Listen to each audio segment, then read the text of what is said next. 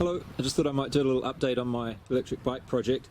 I haven't actually been riding it much. It's been sitting in the garage for most of the winter. It gets really muddy and sloppy around here, and I just haven't been bothered to ride it, to be honest. And you can see some of the mud there from one of the times I did ride it. But it's getting into summer now, so I'll be riding it a bit more often. And I thought it's about time to do something about strengthening this mount. So I took it into an engineering shop in town, and they had a look and gave me a few suggestions, and they come up with a plan of action which is going to be actually quite simple, and it's not going to involve interfering with the frame at all. So my first kind of idea was to make some sort of a mount that would be either welded or clamped onto the main tube there and support it that way. But what they've sort of pointed out is that it's really only the fact that these two plates are just flat plates and they're bending a bit like that, or a bit like that actually, and it's just because they're flat, they have no strength in this direction. So what we're going to do, what they're going to do, is just put a piece of bar, weld a piece of bar along here so that it's not just a flat plate anymore. So we're going to do that for both of these plates here. And they're going to replace this one, which is quite thin. It's sort of about it looks like about 3.5 millimeters thick, that one.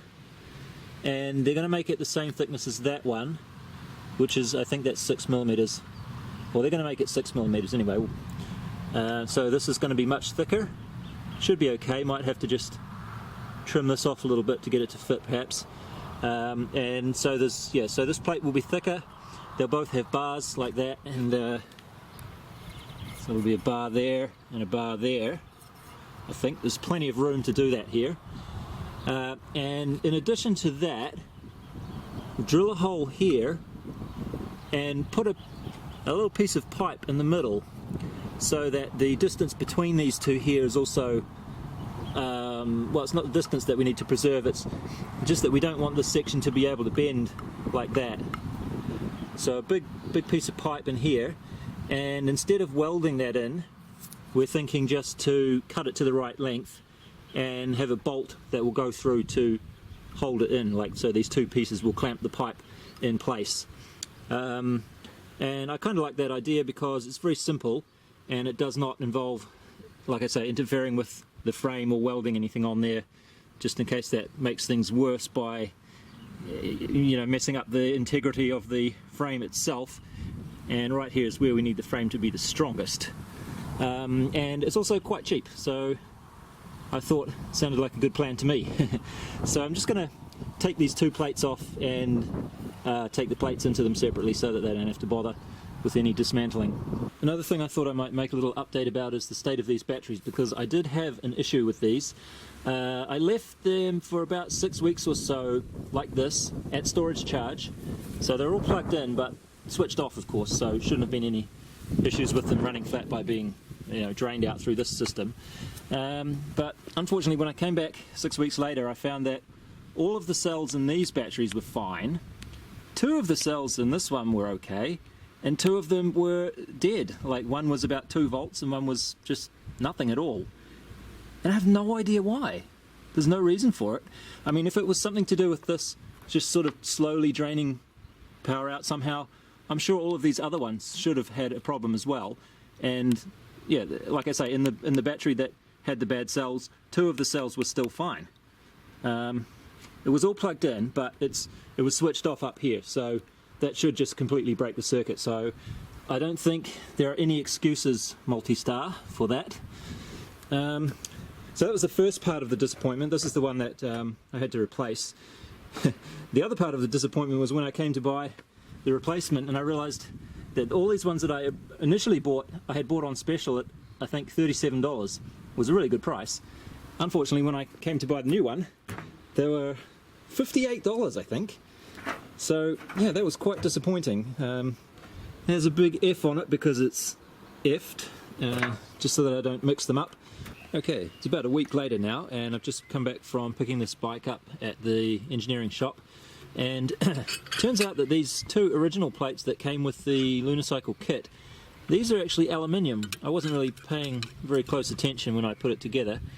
So we started with a 5mm and a 3mm, by the looks of it, plate of aluminium, and the guys at the engineering shop decided that that wasn't really good enough, and I kind of agree.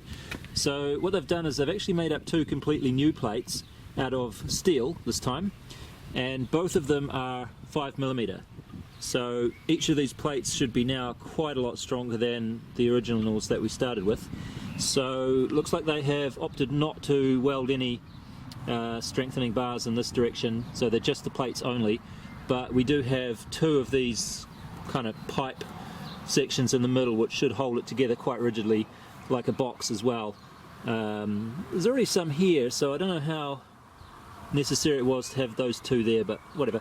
It's going to be quite a bit better than the original. That's the main thing. I don't know, it remains to be seen. I'm just about to put it together, so then we'll be able to see, you know, if it still does flex a little bit. I'm guessing it might, but yeah, like I say, it should be a darn sight better than it was before. And I'm really glad that I went into the engineering shop and did that for that reason. Obviously it's a lot easier for them to make that than for me, and also because I got a bit cheeky and I asked them if they had any scrap iron that I could use to practice welding, because I'm thinking about getting a stick welder and learning to do that so I can make some stuff for my own projects in the future. So they gave me a whole bunch of this crap here for free, which was quite nice of them.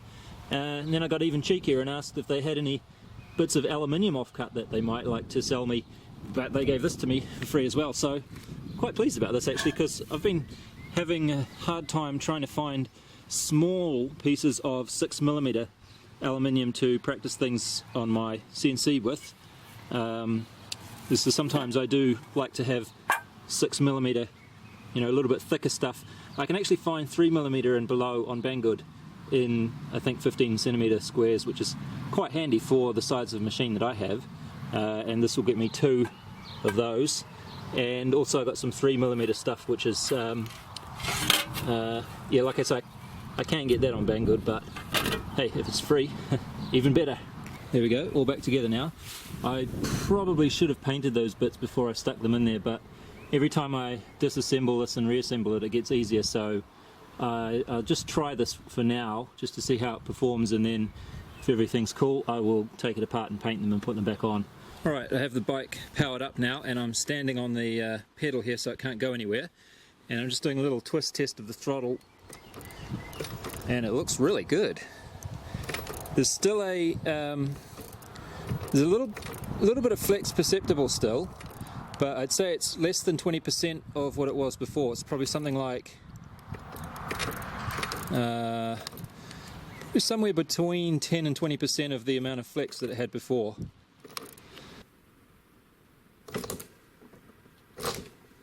Ooh, it's got a bit of kick.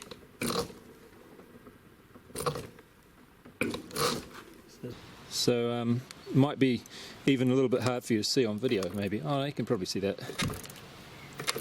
But it's a lot better than what it was.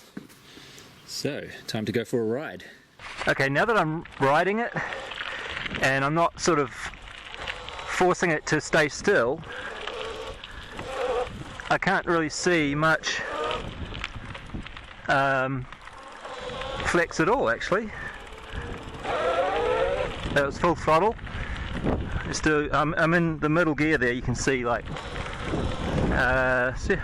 okay, I'll hit full throttle here. Yeah, that's good, like, you can't really, yeah, I like it. Well, that's fine actually, like, I don't really mind that it flexes a little bit while I'm standing on it and like forcing it to stay still, because that's not really the that's not how you use it, is it? This is how you use it.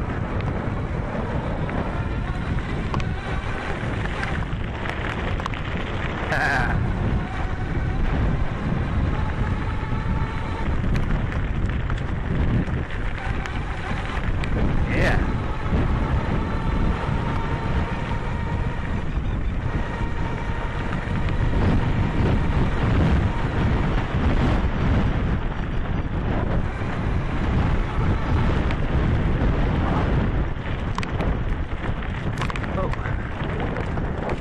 Oops, a little bit muddy there.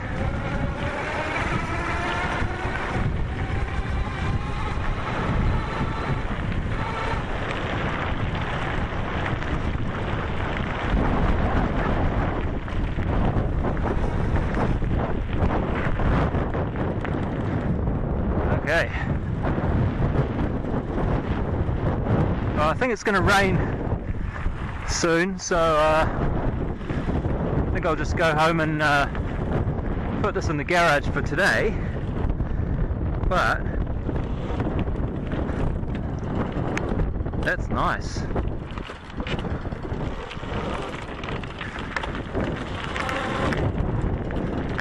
Whoa, whoa. If I was any good at wheelies, I could do a wheelie, but I'm not, so...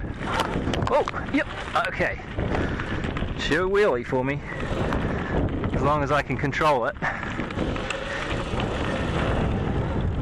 It's actually quite hard to control a wheelie on this, because you don't have a clutch where you can sort of smoothly apply the power. You just have to you have a very decidedly non-smooth application of power, because when you're rolling like this, the motor's engaged, but if I lower the throttle to a little bit lower than the speed that we're rolling at, the motor completely disengages and we're rolling. And then when I bring the throttle up again, it sort of catches when the speed of the motor and the speed of the bike meet, and it's quite hard to predict when that's going to happen.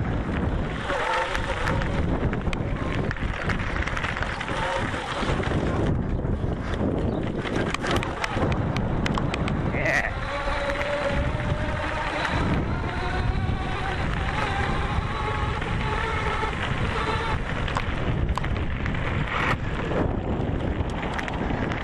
Anyway, I think that's going to do it for this video. Looking forward to much more riding over summer. Thanks for watching.